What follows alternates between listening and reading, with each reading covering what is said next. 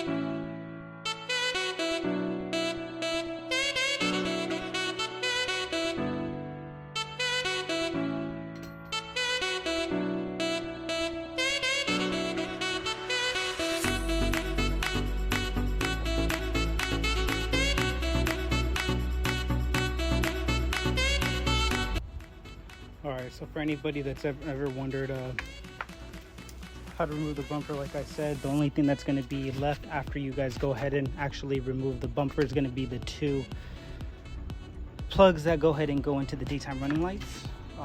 This is going to be for your base model Sport, though I don't know about the technology package or whatever you guys call them. Not sure about the sensor that goes into the middle of the badge, but this is what it looks like with the bumper off.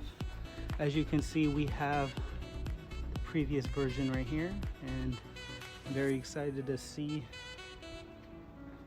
this new one.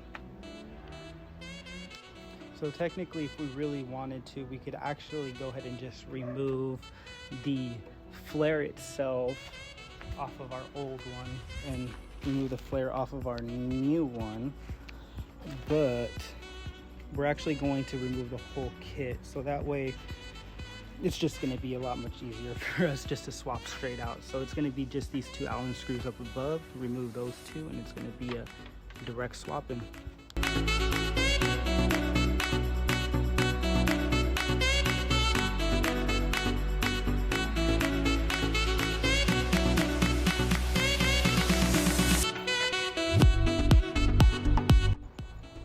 So the old Velossa Tech is removed.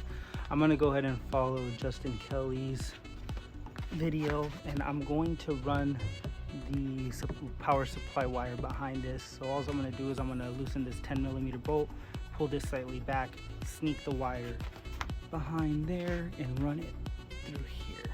And I'll show you guys what it looks like after. All right, so once again, this right here is going to have an attachment that's going to attach to the Diode Dynamic box that make it down here.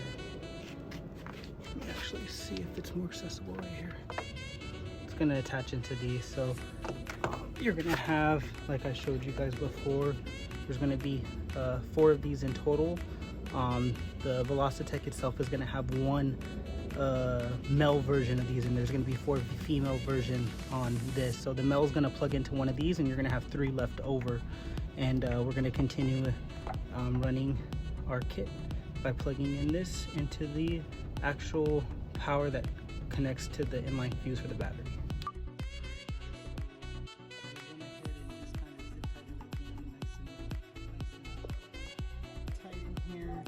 Connect the harness that goes from the battery into the Diode Dynamic RGBW controller, and I went ahead and zip tied that.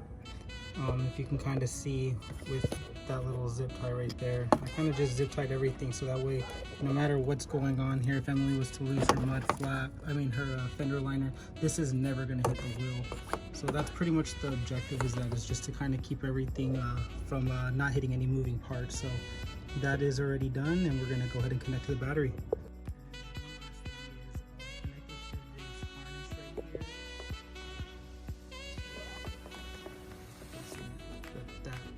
Gray harness, there's a red and black wire. The black is going to be a ground, and that ground is going to go into this hole right here along the side, and Velossa Tech will supply you with a Allen bolt that will go actually right inside of there. So that is what we're going to be connecting our black ground to. There you guys go.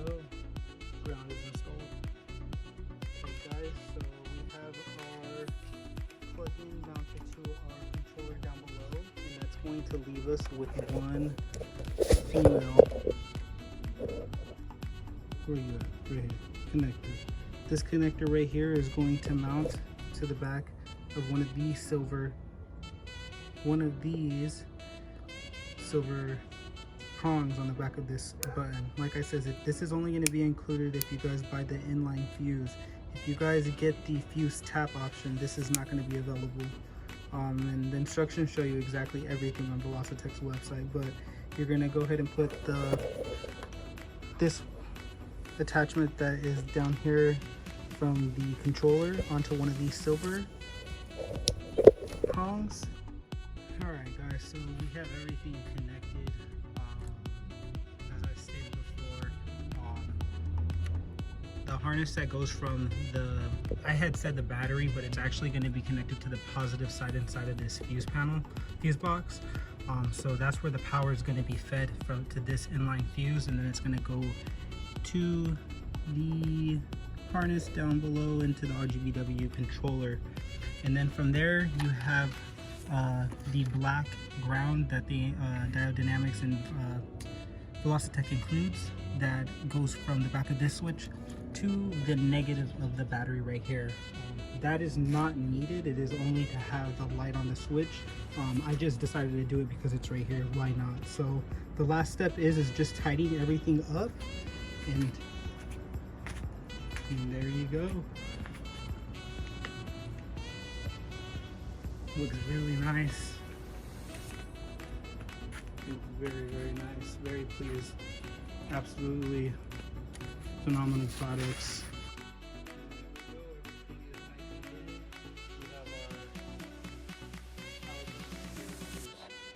Zip tied and everything's just tucked in the back. So hope you guys enjoyed and hope it helped.